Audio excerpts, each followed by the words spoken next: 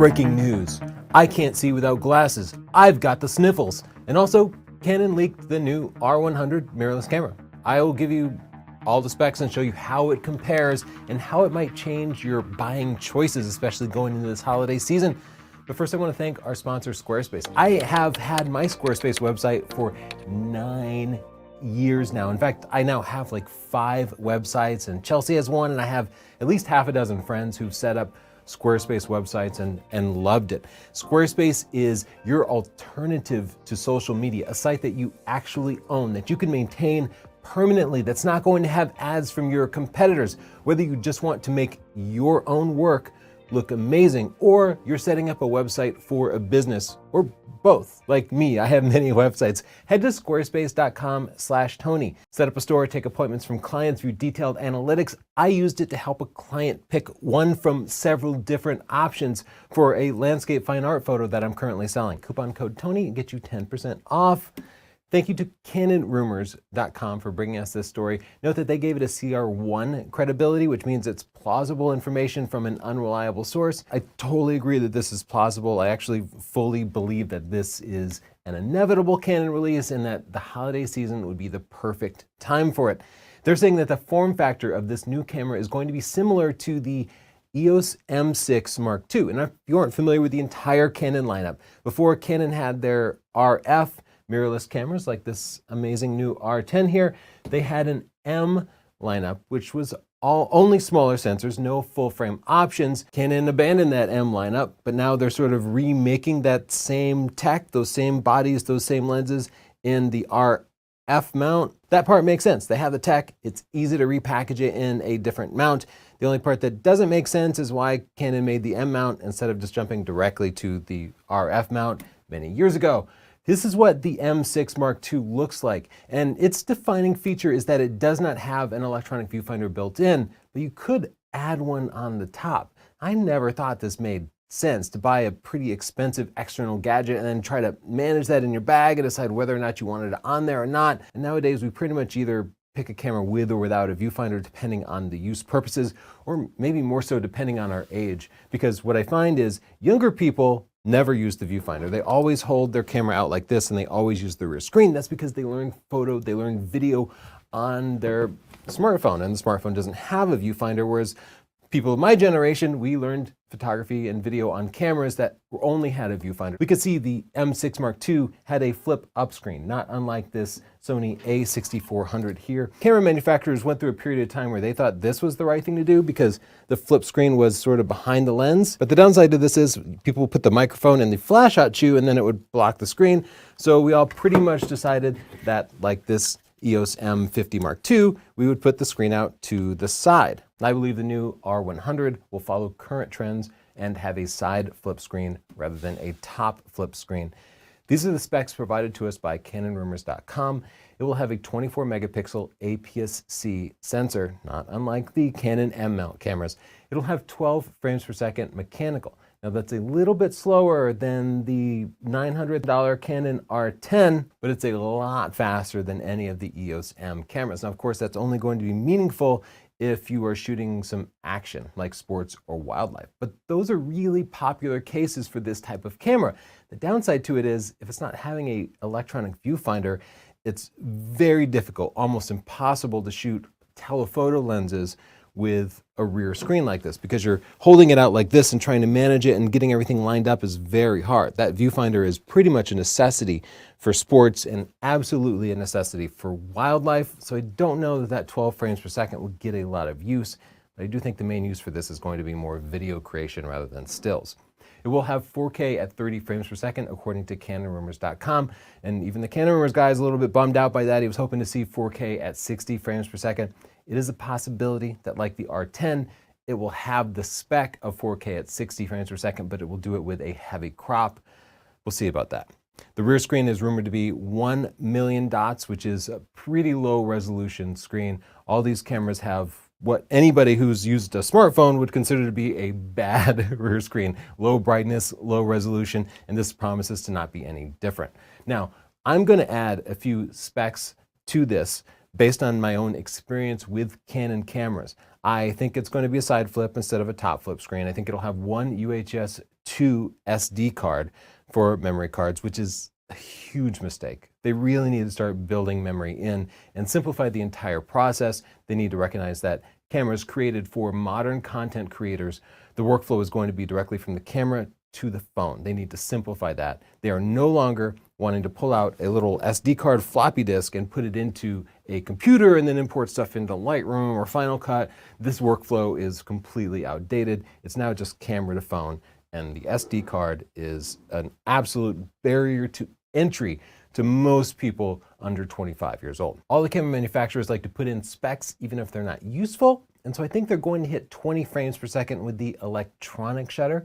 Even though the electronic shutter, because of rolling shutter, is not going to be useful for action scenarios, still it lands them an impressive 20 frames per second spec that they can put on the box. I think full HD will be at 60 frames per second. It will not go into 120 frames per second because then it would be outdoing its big brother, the Canon R100. Even though 120 frames per second is in the Nikon Z30 here, and it's something that creators really would need some slow motion ability, so maybe they'll rethink that. I don't think it'll have sensor stabilization like the R7, because most people buying this will probably be using the kit lens with stabilization built in, and thus they won't need it, but also they want to reduce costs and hit this low price point here. My guess on the price, the body alone will run us about $780. That puts it in line with similar competition. I think as a kit with the poor quality kit lens, it will cost you $900, and I think Canon will also offer the creator's kit at $1,100, and this will include a microphone and a little handheld tripod, so you could hold it out Casey Neistat style, or you could put it on a table and film yourself. Did you know that Canon reps have to watch these videos? So I want to say something quietly and personally to my Canon rep. Do not let them release another live stream kit. Would you believe Canon released a kit for creators that was an AC pack for a camera and a USB cable that allowed you to hook it up to your computer so that you could live stream your webcam? Because there was a long time when that is how people live stream, like through a computer, but nowadays everybody just uses their smartphone, and this would be a ridiculous amount of complexity for probably absolutely no gain in image quality, so please don't do this. I'm going to compare the R100 to the Nikon Z30, the Sony ZV-E10, and the Canon M50 Mark II in just a second, but I also want to say I predict two new Canon RF mount APS-C lenses, an 11-22 f4, coincidentally the exact same specs as an existing EOS M mount lens for about $400, and a pancake lens, a 22mm f2 that will be about $200. I think they're just going to recycle their M mount lenses, but they are desperately needed for Canon's APS-C RF mount cameras, which currently the widest you can go on the APS-C lenses is 18mm, which is equivalent to 29mm in full frame terms, which is just way too telephoto for what most creators do. So we absolutely need one of those wide angle lenses before we start selling any cameras to modern creators. Now let's see how the R100 stacks up against the competition. We've been recommending the M50 Mark I or Mark II for some time now, and the newer version, the Mark II, is $700, and similar sensor, but only records at 1080 without a crop. You could do 4K, but with a crop, and who would do that? Honestly, modern creators do not care about resolution. 1080 is plenty because everybody is consuming content on the phone, and you know what? Your cellular provider is probably throttling the video anyway, so you wouldn't see the 4K even if you captured it. So this 1080 is fine, and actually I still recommend the M50. It's got a nice viewfinder. You can find them used on KEH maybe. The autofocus stands up by modern standards. Now Nikon's modern version of this is $850. Has only a 20 megapixel sensor, but it does 4K at 30 frames per second, pretty much full width. Like the R100, it completely lacks a viewfinder, but does have a side flip screen. Sony's answer to the creator segment is the ZV-E10, which also lacks a viewfinder and has a side flip screen. It's 20 megapixels, 4K 30, not quite full width, a little bit cropped, but the Sony has a huge advantage in that the ZV-E10 has a wide variety of APS-C lenses designed specifically for creators. So if the creator wants a nice background blur like I've got behind me there, they can actually get that. They can get a wide angle zoom for things like walking around. So To me, the Sony system is the best system right now until Nikon and Canon catch up by making some more lenses. My estimate of the R100 kit price is that it's going to be a little bit higher, and Canon still has a lot of name recognition. I think they can command a premium over something like the Nikon Z30. So who's this camera for? Anyway, it's probably not for you in particular watching this YouTube channel.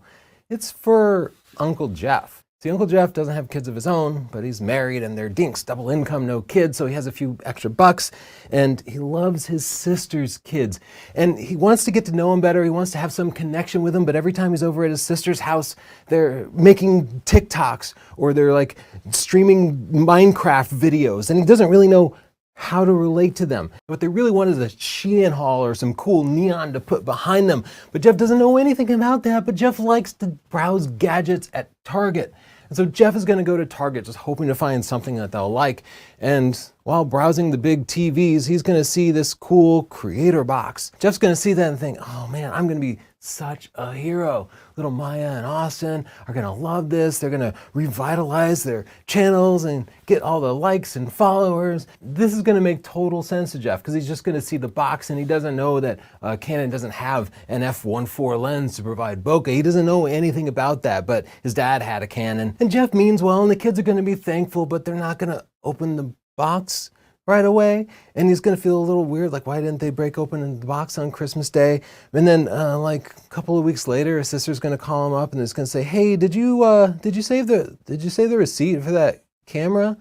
Because Austin was saying he might get the money back and put it towards a new iPhone that he really wants. And Jeff will be like, oh, I just want to make them happy. Why can't I figure out what these kids like? And his sister will be like, oh, it's okay. Nobody knows what these Gen Zers are doing anyway.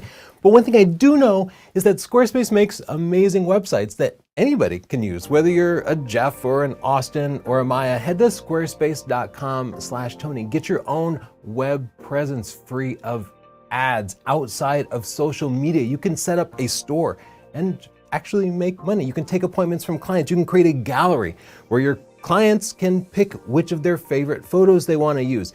Right now, squarespace.com/Tony. Just check it out. It's completely free. You can start setting it up. You can change your design. That's why my 9-year-old website doesn't look like a 9-year-old website. Squarespace keeps it up to date for me, and every now and then I switch over to a more modern, fluid design.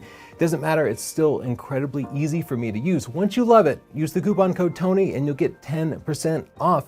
In the comments down below, I'd like to hear what you think about the R100. Would you buy it? Would you buy it for one of your nieces or nephews?